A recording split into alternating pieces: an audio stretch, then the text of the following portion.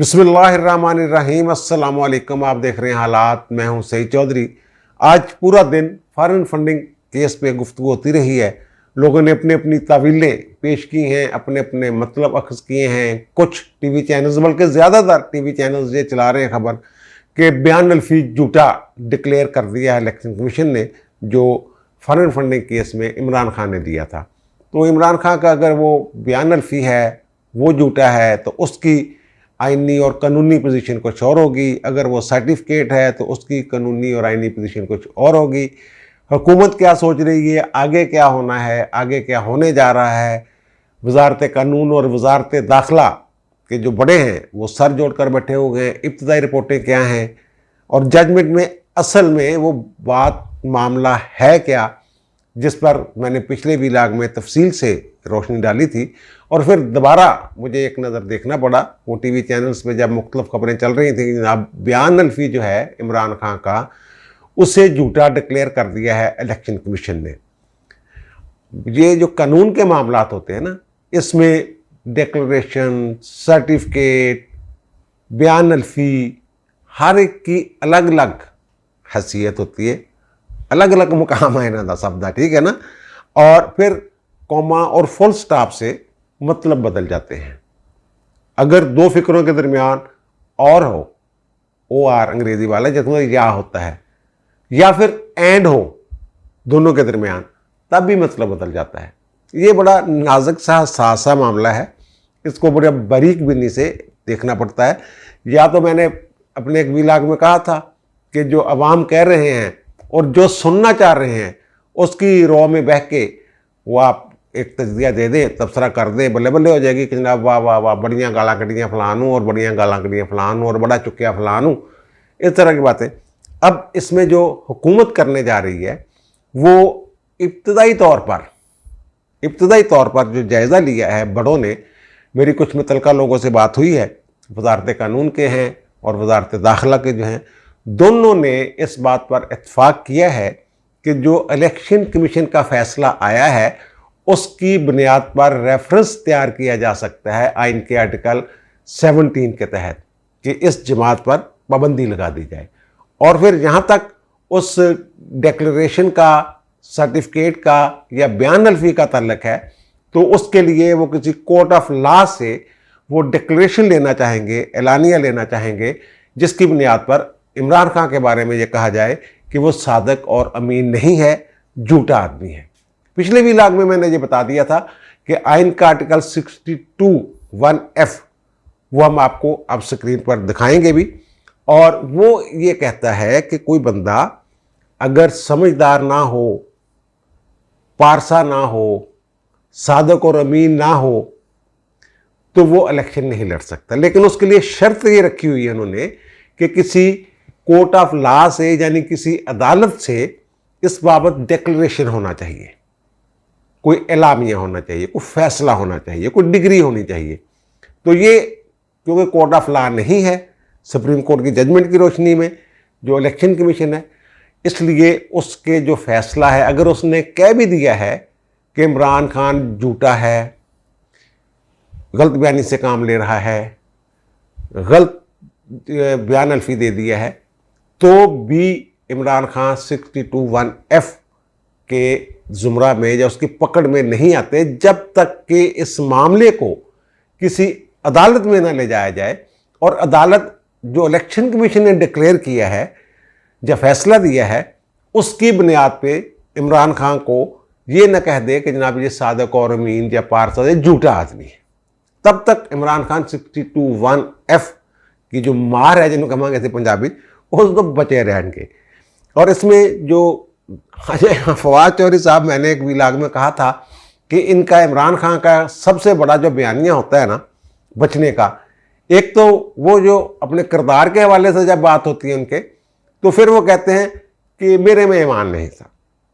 और जब कोई हुकूमत के हवाले से बात होती है तो वो कहते मेरी इल्म भी नहीं था, मुझे पता ही नहीं था, मुझे तो पता ही नहीं था इस मुल्क का कानून क्या है। और फवाद चौधरी साहब ने यही बयानिया बनाने की कोशिश शुरू कर दी है। उन्होंने कहा कि जनाब वो अकाउंटेंट जो है, हालांकि अकाउंटेंट नहीं होता, वो चार्टर्ड अकाउंटेंट फर्म होती है, वो उन्होंने जो रिपोर्ट दे दी बना के इमरान खान ने, इमरान खान को क्या पता था कि कितने हमारे अकाउंट हैं कितने नहीं हैं, फॉरेन फंडिंग के कितने हैं और दूसरे कितने हैं, बेनामी कितने हैं।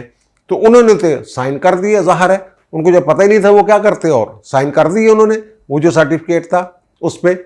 अच्छा, अब ये फवाद चौधरी साहब कह रहे हैं, ये बड़ी अजीब सी बात है।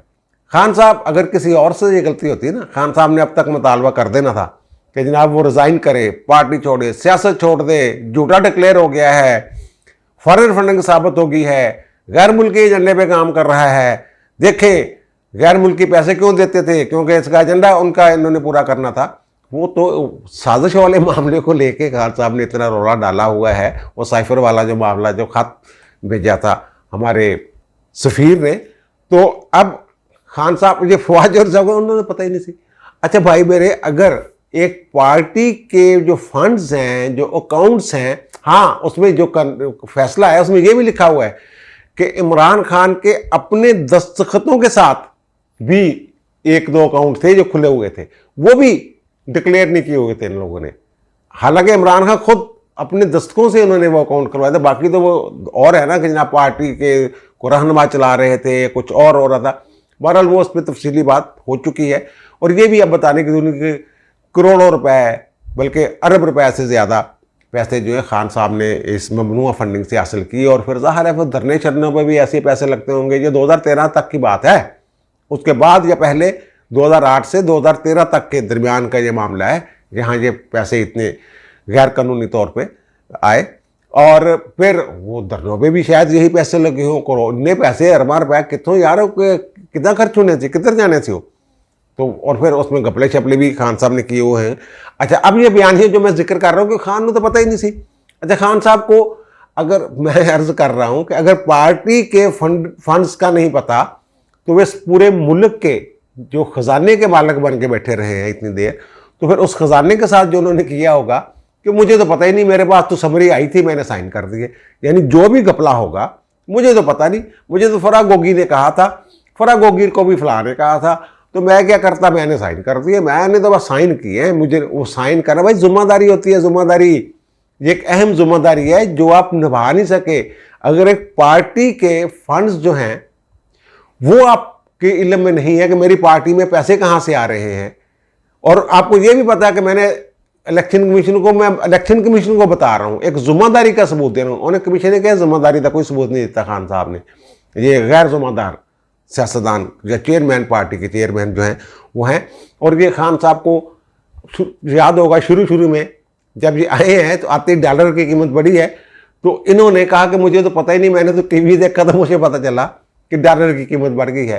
पेट्रोल शार्ट हो गया, इनकी पॉलिसियों की वजह से इन्होंने एकदम कीमत गिरा दी, वो उन्होंने स्टॉक कर लिया। तो खान साहब ने कहा मुझे तो टीवी देख के पता चला कि पेट्रोल की वो कमी हो गई है, पेट्रोल नहीं आ रहा। और फिर मेरी बीवी ने बताया मुझे कि इमरान खान अब तुम वज़ीर आज़म हो। ये भाई इनका हाल है, और ये इनके झूठ हैं और ये इनके मकर हैं। अच्छा, वो अब आ जाए उस तरफ कि बयान हल्फी और सर्टिफिकेट जो है उसमें क्या फ़र्क होता है। जो पॉलिटिकल पार्टीज एक्ट है वो पिछले वीलाग में मैंने जिक्र किया था, जो फार्म 1 की बात कर रहे हैं कि फार्म 1 में इन्होंने गलत बयानी की है, हकायक नहीं बताए, वो उन्होंने यानी मजमूई तौर पे वो इनकरेक्ट हैं, वो ये कह रहे हैं। तो वो सर्टिफिकेट की पोजीशन उसमें बयान हल्फी नहीं होता, सिर्फ उन्होंने लिखना होता है इट इज सर्टिफाइड दैट फलां फलां फलां फलां, और आखिर को जाकर अपने साइन कर देने होते हैं वो रिपोर्ट को एज इट इज़। तो और बयान हल्फी की अहमियत आपको पता याद होगा कि जब मुख्तलिफ अदालतों में केस आते हैं बड़े बड़े सियासतदानों के, तो कहते हैं जनाब आप तहरीरी बयान लिख के लाए और बयान हल्फी भी दे साथ।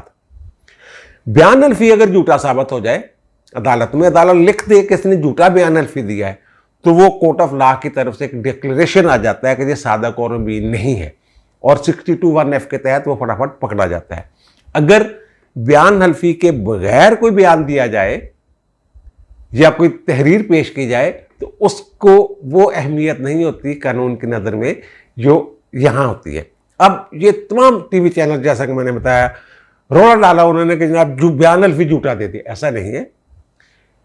70 सफ़े 69-70 वो आप देख लें, पूरी जजमेंट में इलेक्शन कमीशन की कहीं भी ये डिक्लेयर नहीं किया गया कि कोई झूठा बयान हल्फी था, कि इमरान खान ने झूठा बयान हल्फी दिया। ये नहीं है, बस आखिर पे जाके वो सारा बताते हैं कि यहाँ से गैर कानूनी काम हुआ, यहाँ गैर कानूनी काम हुआ, यहाँ गैर कानूनी फंडिंग हुई, यहाँ फॉरेनर ने पैसे दिए, यहाँ गैर मुल्की कंपनियों ने पैसे दिए, यहाँ पाकिस्तानी कंपनियों ने पैसे, वो सारा लिख लिखा के कानून शुनून बता के जो आखिर पे जाके वो नतीजा निकालते हैं, वो कहते हैं कि जो फार्म 1 जो पाया गया है, पेश किया है चेयरमैन पीटीआई ने, इमरान खान ने, वो हमने जो देखा है वो ग्रासली इनकरेक्ट है, यानी कि वो मजमूई तौर पे गलत है। ये फाल्स का लफ्ज़ भी इस्तेमाल नहीं हुआ, वो हम आपको सामने दिखा देते हैं, आप देख लीजिए। वो जो मुतलका पैरा है उसमें फाल्स का लफ्ज़ भी नहीं लिखा हुआ कि जो सबमिट किया है फार्म 1 वो फाल्स पाया गया है, फाउंड टू बी फाल्स, वो भी नहीं लिखा हुआ। इनएकोरेट, गलत, 100% सच्चाई बयान नहीं की, ये लिखा हुआ है। और इसके तहत 62(1)(f ऐसे लग नहीं सकता जैसे वो लगाना चाह रहे हैं। उसके लिए इनको काम करना पड़ेगा, अदालत में जाना पड़ेगा। इनएकोरेट का वो जैसे ब्लैक लॉ डिक्शनरी से निकाला था उन्होंने, अजमत सईद ने, कि इसका मतलब ये होता है ऐसी आमदनी काबिल वसूल, ऐसी आमदनी जो वसूल ना की जाए। नवाज शरीफ को जब नहल किया था कि अपने बेटे की वो तनख्वाह तो तेरी लगी हुई थी ना भाई, तू नहीं ली, कि तेन उजार करनी चाहिए सी, ये वाला। अच्छा, दूसरा सर्टिफिकेट जो होते हैं उनकी अहमियत, और जो हमारे यहाँ मसाले हैं जिनको नहल किया गया ताहजा 62(1)(f वाला, वो जो उन्होंने कागजात नामजदगी जमा करवाए हुए थे नवाज शरीफ ने, जहांगीर तरीन ने, फैसल वाडा ने, उसके साथ एक बयान हल्फी देना पड़ता है कि जनाब ये जो मैंने डिक्लेयर किया है मैं हल्फन बयान करता हूँ ये दुरुस्त है। तो वो बयान हल्फी गलत साबित हुए, जिसकी बुनियाद पे 62(1)(f उनके ऊपर लगाया गया। नवाज शरीफ का खैर मामला अलग है, जहांगीर तरीन का भी इतना बड़ा मामला नहीं, फैसल वाडे वाला मामला बड़ा पक्का है। वो तो उसने कहा कि मेरे पास अमेरिका की नेशनैलिटी नहीं, जबकि वो उस वक्त अमेरिकी नेशनल था। ये इनमें फ़र्क है। अब लेकिन 62(1)(f में ये कहीं नहीं लिखा हुआ कि किसी बंदे को अगर झूठा डिक्लेयर करना है कि भाई ये झूठा है बंदा, अदालत ने किसी ने, तो उसके लिए लाजमी है कि उसने झूठा बयान हल्फी दिया हो। किसी भी अंदाज में हो सकता है, कोई गवाही देता है, कोई बंदा कोई डॉक्यूमेंट तैयार करके दे देता है, अदालत डिक्लेयर कर देती है कि जनाब ये तो झूठा आदमी है, इसकी गवाही मैं नहीं मान रही, अदालत कहती है, तो वो भी उसमें चला जाएगा। यानी जो हलफ वाली मामलात होते हैं उसमें ज़रा आसान होता है उसको ये कहना कि ये झूठा आदमी है। जो ये सर्टिफिकेट वाली बात होती है या डिक्लेरेशन जो होते हैं उनमें ज़रा साबित करना मुश्किल होता है। अदालत के लिए डिक्लेयर करना उसको सादक और अमीन नहीं है, झूठा डिक्लेयर करना मुश्किल होता है। इसलिए इसको किसी और अंदाज में उनको देखना पड़ेगा। वो मेरी जो वजारत कानून के मुतल्लिका लोगों से बात हुई है, उन्होंने ये कहा कि जब 62(1)(f के तहत भी ये जो झूठा इन्होंने सर्टिफिकेट दिया था वो बयान हल्फी के ऊपर नहीं भी है, तो इन्होंने एक दफ़ा नहीं दिया, 5 दफ़ा एक ही झूठ बोला है इन्होंने, बार बार 5 साल तक मुसलसल झूठ बोलते रहे हैं खान साहब। इसलिए खान साहब नहीं बच सकते। अगर कोई अदालत नहीं डिक्लेयर करती तो वो कहते हैं कि हमारे ख्याल से ये करीने इंसाफ नहीं होगा, और ये कोई एक्सक्यूज़ नहीं है कि मुझे पता नहीं था। ये सीधी सीधी बात है, कानून में यही लिखा हुआ है कि ये कोई एक्सक्यूज़ नहीं कि ना मैं ला इल्म था फ़लाँ कानून से या फ़लाँ मामले से, जो लिख के दे दिया वो लिख के दे दिया। बहरहाल इन्होंने, जो इलेक्शन कमीशन है, इनको लिखना चाहिए था, फाल्स फूल्स का लफ्ज़ इस्तेमाल करना चाहिए था क्रॉसली इनएक्यूरेट की बजाय। बहरहाल वो जो भी मामला है, वो एक बात ये हो गई। और दूसरी बात जो है वो, एक तो इनको खान साहब को ताजाब नहल करवाने के लिए वो क्या सोच रहे हैं, अदालत में जाएंगे। दूसरा वो ये कह रहे हैं कि जो मैंने जिक्र किया था कि पॉलिटिकल पार्टीज एक्ट, उसके तहत जो बैरूनी इमदाद जिस पार्टी को मिल रही हो उस पर पाबंदी लगाई जा सकती है, वो कानून इस्तेमाल करेंगे। वो ज़ाहिर है वो कानून इस्तेमाल करना ही है उन्होंने। और साथ ही वो जो आइन का आर्टिकल 17 है वो 2 और 3 उनके तहत कार्रवाई करना चाह रहे हैं कि इसका रेफरेंस तैयार किया जाए। वो इब्तदाई तौर पर, जैसा मैंने शायद बता दिया आपको, कि इब्तदाई तौर पर वो कहते हैं कि जनाब ये केस फिट केस है पीटीआई पर पाबंदी लगाने का, ये जो फैसला है ये फिट केस है, और वो कहते हैं हम रेफरेंस बनाएंगे, भेजेंगे, अदालत में लेके जाएंगे। अब अदालत आगे क्या करती है, कौन सी शहादतें तलब करती है, कौन सी गवाहियाँ मांगती है, वो एक अलग इशू है। असल हमारा काम जो है हुकूमत का, हमने रेफरेंस बना के भेज देना है। दोनों काम ही करने हैं, पार्टी पर पाबंदी लगाने वाला भी और दूसरा भी। और ये मामला तमाम जो है लीगल टीम के स्पुर्द जो है वो कर दिया गया है। वो एक एक सफ़े को 3-3 दफ़ा पढ़ चुके होंगे मेरी इत्तला के मुताबिक, अब चौथी मरतबा पढ़ रहे हैं। और ये मैंने बात उनसे मुतल्लिक़ टीम के एक फ़र्द से मैंने ये बात की थी कि यार ये जो है ये सर्टिफिकेट है, वहाँ कहीं फॉल्स फूल्स का लफ्ज़ है नहीं। तो उन्होंने मुझे कहा कि नहीं, फिर भी 62 में भी वो कहते हैं, 62(1)F में भी कहीं नहीं लिखा हुआ कि जनाब वो झूठा बयान हल्फी ही दिया जाए तो वो नहल होगा। वो तो रवायत कुछ ऐसी हैं या मसाले कुछ ऐसी हैं जिनसे वो झूठे बयान हल्फी वाले जो हैं वो नहल हुए। तो वो कहते हैं कि हम ये जल्द ही ये जो कट्टी कट्टा है ये निकाल देंगे। और दूसरी तरफ पीटीआई वाले अपनी वही बातें करनी शुरू हो गए होंगे जैसे फवाद चौधरी साहब ने की है, जो मैंने जिक्र किया है, तो वो उसको चैलेंज करेंगे। वो मैं सुन रहा था शाह महमूद कुरैशी साहब, वो भी इसको बयान अल्फी ही कह रहे थे, हालांकि ये सर्टिफिकेट है।